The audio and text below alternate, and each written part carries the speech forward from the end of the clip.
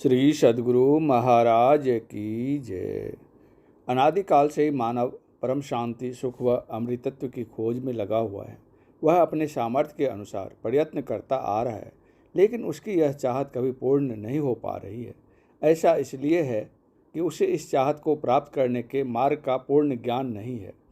सभी प्राणी चाहते हैं कि कोई कार्य न करना पड़े, खाने को स्वादिष्ट भोजन मिले, पहनने को सुंदर वस्त्र मिले, रहने को आलीशान भवन हो, घूमने के लिए सुंदर पार्क हो, मनोरंजन के लिए मधुर मधुर संगीत हो, नाचें गाएं, खेलें कूदें, मौज मस्ती मनाएं और कभी बीमार न हो, कभी बूढ़े न हो और कभी मृत्यु न होवे, आदि आदि। परंतु जिस संसार में हम रह रहे हैं, यहाँ न तो ऐसा कहीं नज़र आता है और न ही ऐसा संभव है, क्योंकि यह लोक नाशवान है। इस लोक की हर वस्तु भी नाशवान है और इस लोक का राजा ब्रह्म काल है। उसने सब प्राणियों को कर्म भर्म व पाप पुण्य रूपी जाल में उलझाकर तीन लोक के पिंजरे में कैद किए हुए हैं। कबीर साहब कहते हैं, कबीर तीन लोक पिंजरा भया, पाप पुण्य दो जाल, सभी जीव भोजन भये, एक खाने वाला काल। गरीब एक पापी एक पुण्य आया, एक है सोम दलेल रे, बिना भजन कोई काम नहीं आवे, सब है जम की जेल रे। यहाँ हम सब ने मरना है, सब दुखी व अशांत हैं। हम सब काल ब्रह्म के लोक में आकर फंस गए और अपने निज घर का रास्ता भूल गए।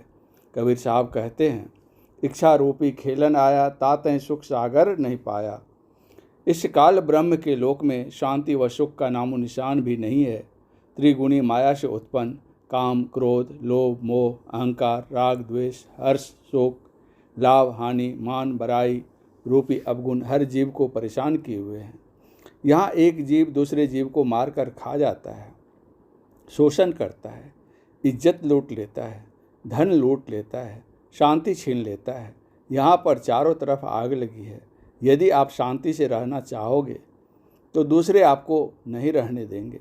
आपके न चाहते हुए भी चोर चोरी कर ले जाता है, डाकू डाका डाल ले जाता है, दुर्घटना घट जाती है, किसान की फसल खराब हो जाती है, व्यापारी का व्यापार ठप हो जाता है, राजा का राज छीन लिया जाता है, स्वस्थ शरीर में बीमारी लग जाती है। अर्थात यहाँ पर कोई भी वस्तु सुरक्षित नहीं।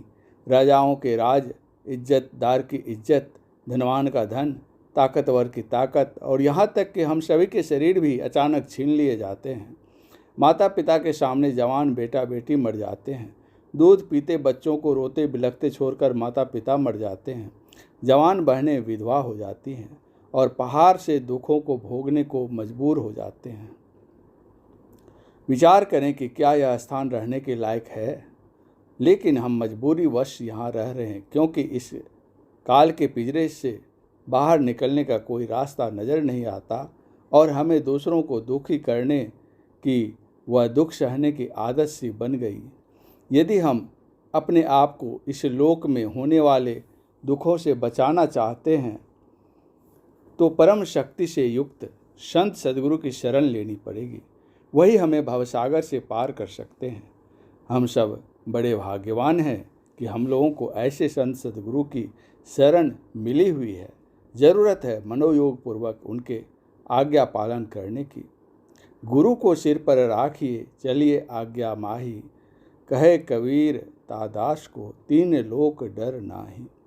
श्री सद्गुरु महाराज की जय। प्रस्तुति शिवेंद्र कुमार मेहता।